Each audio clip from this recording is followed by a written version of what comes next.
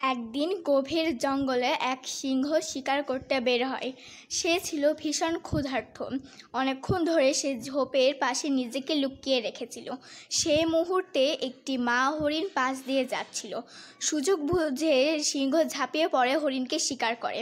ক্ষুধার্ত সিংহ যখন খেতে শুরু করে তখন তার চোখে পড়ে একটি ছোট্ট হরিণ শিশু কান্না করছে মায়ের নিথর দেহের পাশে। সিংহ থেমে যায়।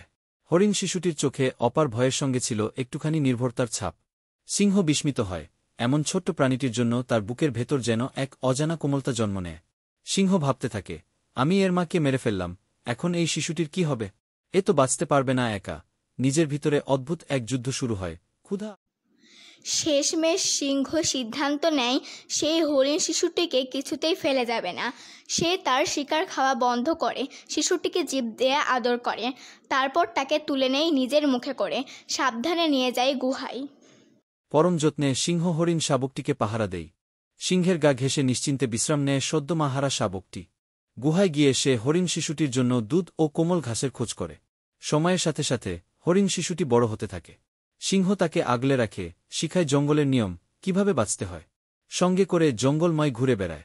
অন্য পশুরা অবাক হয়ে দেখে জঙ্গলের রাজা এক হরিণ শিশুকে নিজের সন্তানের মতো লালন করছে। অনেকেই কটাক্ষ করে, অনেকেই ভয় পায়, কেউ কেউ প্রশংসাও করে। কিন্তু সিংহ জানে, ভালোবাসা রক্তের সম্পর্ক বোঝে না। তার কাছে এই হরিণ শিশুই এখন নিজের মতোই আপন। একদিন বড় হয়ে হরিণ শিশুটি সিংহকে জিজ্ঞেস করে, তুমি তো আমাকে খেয়ে ফেলতে পারতে, তবু কেন লালন করলে? সিংহ মৃদু হেসে বলে, তোমার চোখে মায়া ছিল, যে মায়া আমাকে বদলে দিয়েছিল। তুমি শুধু হরিণ নও, তুমি আমার হৃদয়ের একটা অংশ।